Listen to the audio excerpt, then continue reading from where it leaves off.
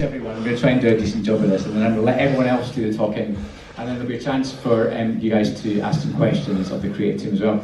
So joining on stage, I think you know John McLaren, on stage with Gavin Whitworth, who was playing. People that you might not know, I know you know him, so I'm going to come to him in a minute. People that you might know, Leila Kablasi, she done the design tonight for the show.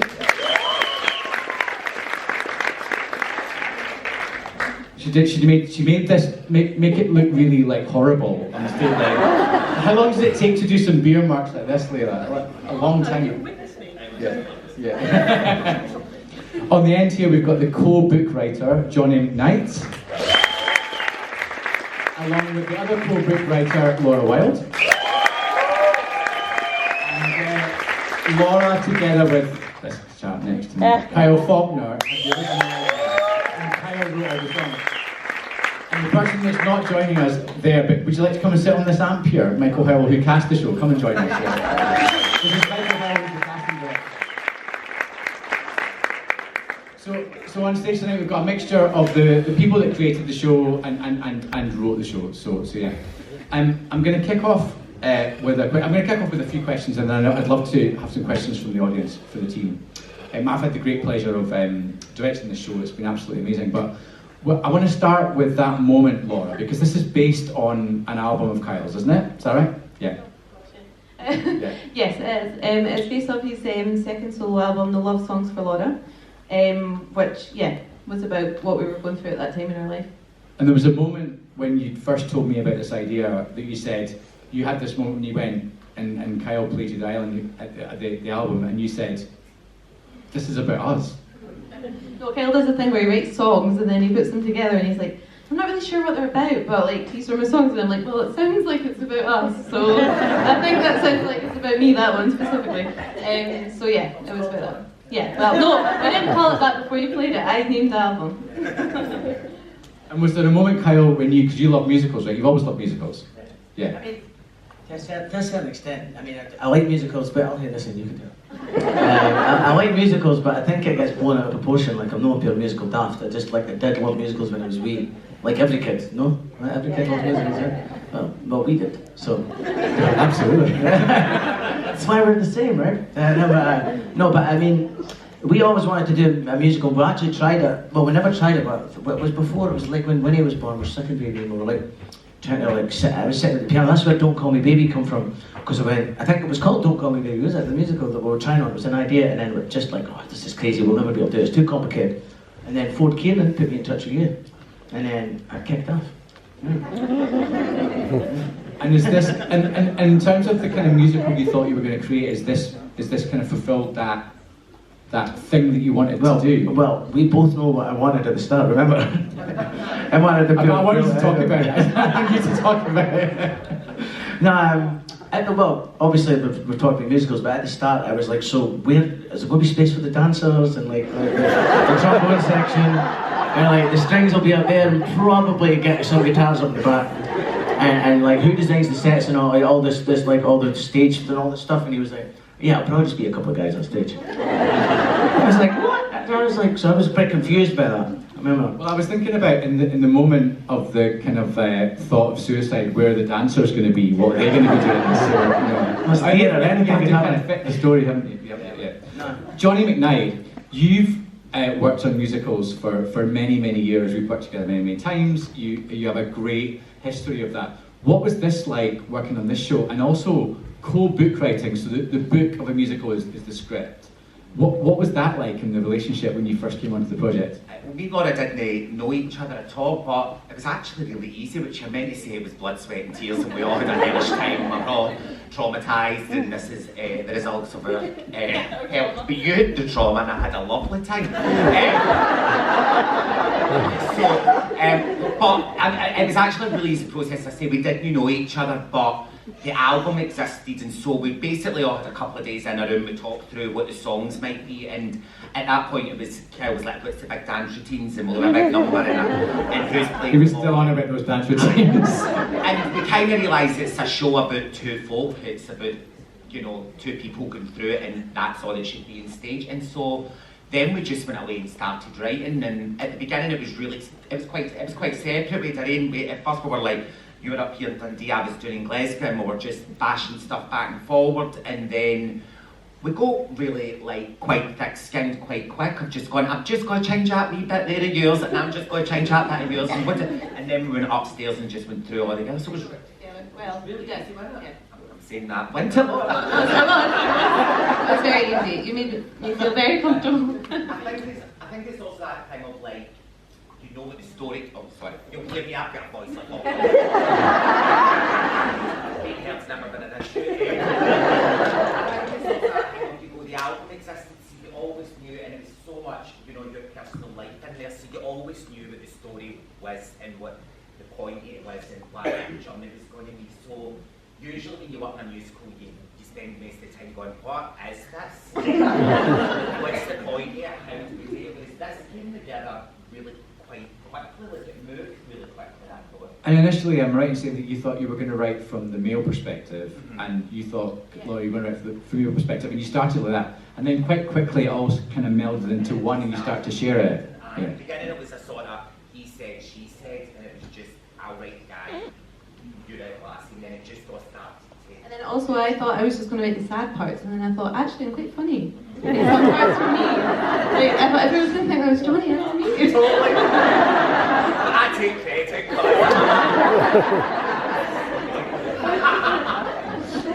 So another massive part of the show, obviously, is the music. It's a musical.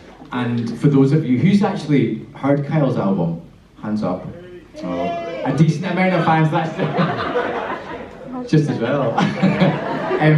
But thinking about how we take an album musically to the stage was Gavin's job, wasn't it? And that's a massive job. So the arrangements that you have. Yeah.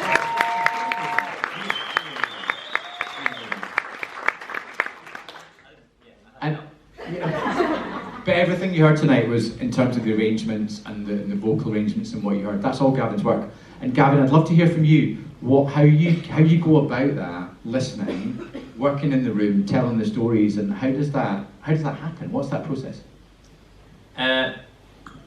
Well, a lot of the music's job in the dramatic setting is to play a subtext or play an emotion that maybe isn't quite as present, or is there to underline. You have to decide, depending on what the moment in the story is, which part of the kind of heart of the music do you want to amplify. And a lot of the time it comes quite naturally, or sometimes it takes a little bit of experimenting. I mean, when we started, it was originally just going to be a piano, and then you're like, maybe the opening needs a little bit of cajon. Could you get some sort of percussion in there? So like, I've got a foot free. It's like, they need a bit of tambourine. I've got another foot free. It's like, we had some bass on this. Yeah, I've got a bass hand free. It's like, so it kind of grows organically over a period of time. But Kyle's music is so dramatic inherently, and it's so well woven into the text that it's often very, very clear what my job is to do, and to sort of just underline or get out of the way, or whatever I think's going to be the coolest thing to do in the particular moment. Yeah. So it's very exciting watching Gavin create all that with the cajon. It's like a one-man band up there, isn't it? It's quite exciting to see it, and it is all live, isn't it? Yeah. No tracks. There's no tracks. Some people think there's tracks and things. We've played around with different things, but yeah, it is all live. And then alongside Johnny Boy over there on the guitar. We just tried stuff, and it's really fun. It like everyone has sort of everyone has a voice in the room, and it's nice to build things in that way. It's a very collaborative process. It's really cool. And obviously Carl's been incredibly generous in trusting me with just making certain decisions and guiding along that process as well. So it's been genuinely a pleasure. Yeah. That was a first for you, Kyle, wasn't it? Like handing over your music to someone else and saying, "Do what you want." Yes, kind of. Yeah. I mean, I think I was like so in awe of what was going on in the room and everyone writing as it was happening, and I was just like, holy shit, this is crazy. Like, I'm actually taking a musical. I was like, you do what you want. Do what you want. Like, the musical's happening as long as I get my dancers. I never got the dancers. But honestly, I'm just buzzing, man. Buzzing for the process, man. Let it be this year. Let it be. Please, because Someone please dance in the bar tonight. Just talking about please dance. On tables. Make it all work. Maybe a Glastonbury version where you can get like a bed for the Gavin, you referenced John and Anna, and we're going to come to them in a minute because a couple of amazing performances tonight. Truly.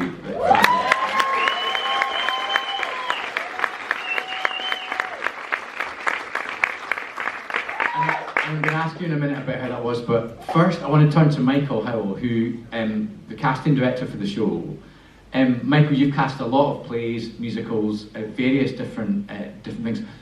What is it like casting a show where the characters are firmly based autobiographically on two people that you've met? That's not their lives, but it's inspired by their lives. How does that work, and what do you have to think about in that kind of context? Well, I mean, in the first instance, it's about respect, isn't it?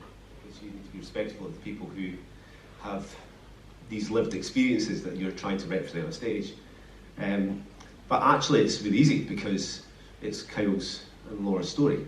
They wrote the words, they wrote the music, so it's really simple actually. And you keep like the communication open, you keep talking, you talk to the creative team, you make sure that everybody's happy with how the process is moving. But actually the most challenging thing from a casting perspective is finding actors who can deal with incredibly complex material actually, who have the craft, like the skills to be able to deal with that level of vulnerability on stage, who can play guitar like that, who can sing like that. These are really challenging things. So it's actually, from a casting director's perspective, it's finding people who can do those things and in a unique way that marries the voice of Kyle and Laura, which is different from your average musical, actually. And I'm not responsible for John. John was part of the original cast, but I am responsible for Anna, and I thought you were fabulous tonight.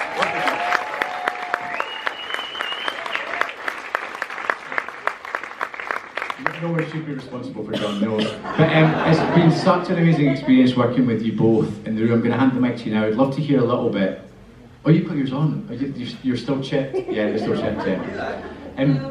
So just, it'd be great to hear a little bit from you both.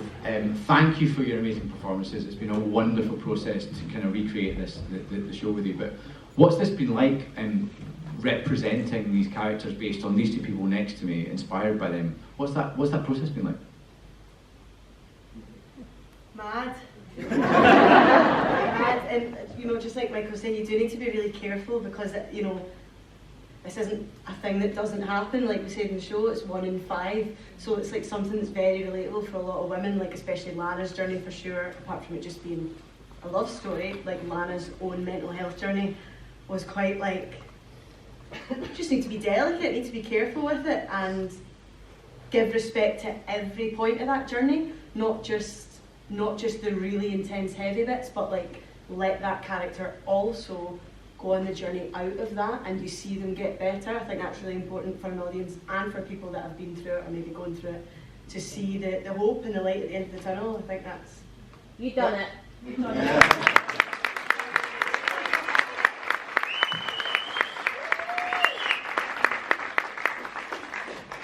Yeah, just exactly what Anna said. Basically, like I think it's so brave for Kyle and Laura to sort of like give this story over to people they don't know, and we as actors we have to be respectful of that, but also kind of take it on further, So we've just been right from the very first day, last time around and this time around. I think we've kind of cultivated a rehearsal room where everyone is just really open and honest and feels very free to try things and chat about things. And as Gav said, Kyle's been great with lyric changes. You guys have been amazing when I start going off for a tangent with the wrong lines and they go, yeah, just do that, it's fine. So right from the get-go it's been such a collaborative thing. I know loads of actors say that, but this one really has. It's like the sum of all its parts. I think you take one wee bit away, it kind of crumbles. So it's just been a big team effort right from the get-go, last time and especially this time around. So yeah, we're just, I mean, I can speak for you as well, but we're just so grateful to be able to do. I mean, these are gifts as an actor. These parts are like such a gift. So just so grateful to be able to do it. You don't do it.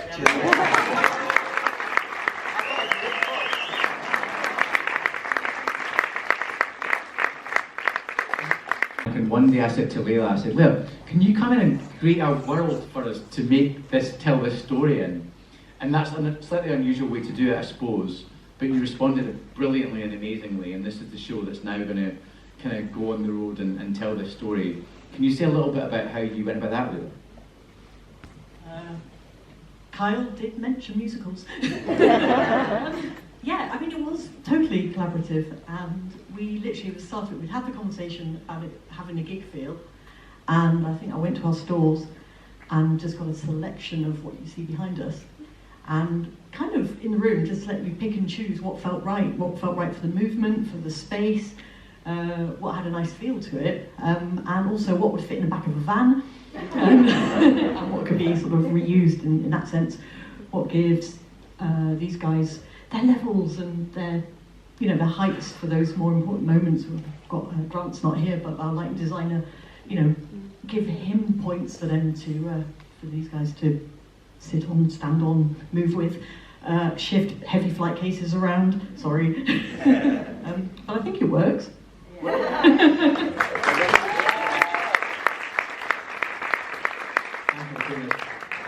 The journey of the show, we opened the show, we previewed it here, and then we went to the Edinburgh Festival. Friends at the Travers came back here again, and the great news is this show is going to play the Brighton Festival this year. It's transferring to London.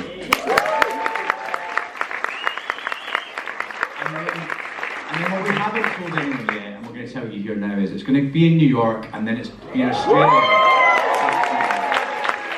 So it's a New York transfer, and then a US tour, and then it's going to open in Sydney and to Australia, which is pretty exciting, right? For a show from Dundee!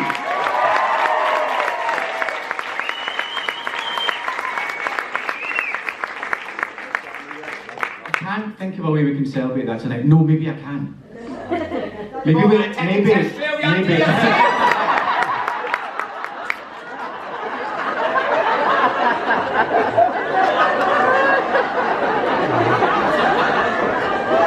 Well, maybe when we find out what grant we're getting from Creative Scotland, we might be able to do that, but we haven't found that yet.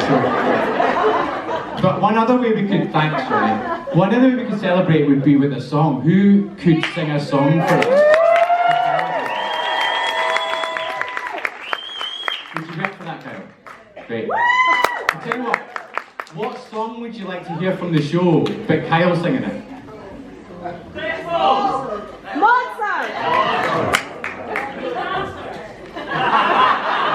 Please, be very sharp.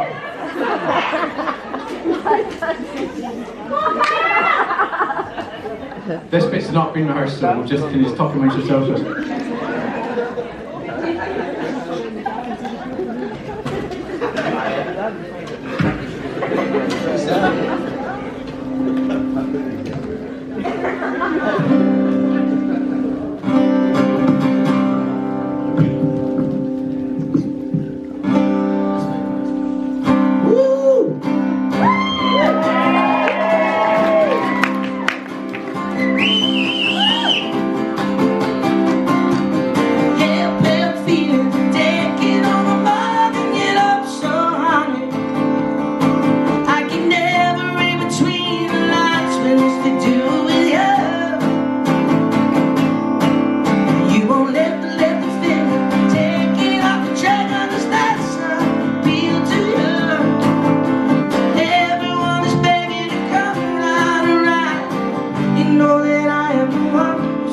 Take you at this bed where I go.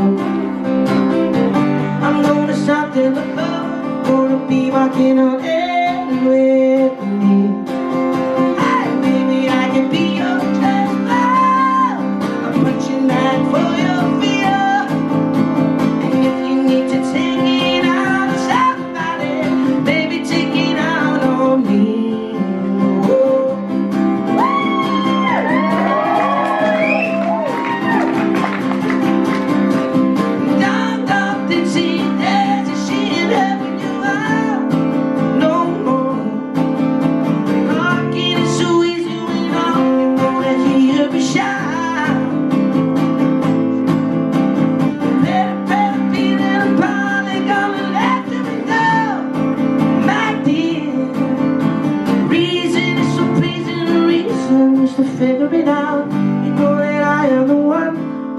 take you out to spend the night. Oh, I'm gonna soften the blow, gonna be walking on air.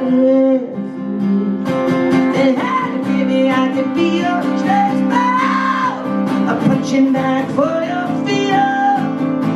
And if you need to take it out, somebody, baby, take it out on me.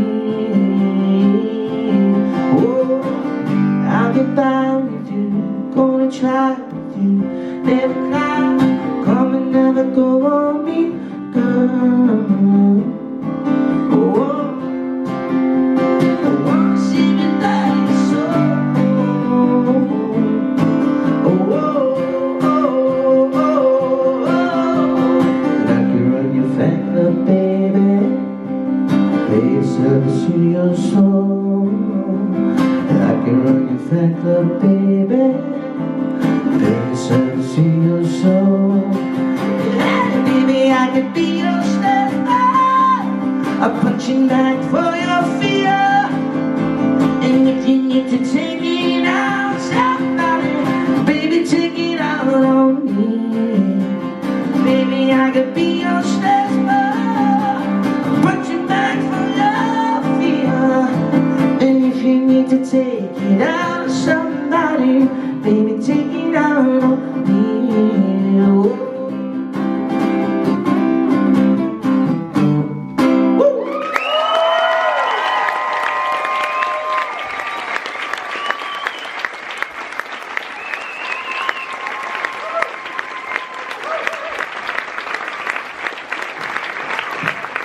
Thank you to you all for being here tonight supporting Dundee and Scottish dancers. I'll come back and see you again.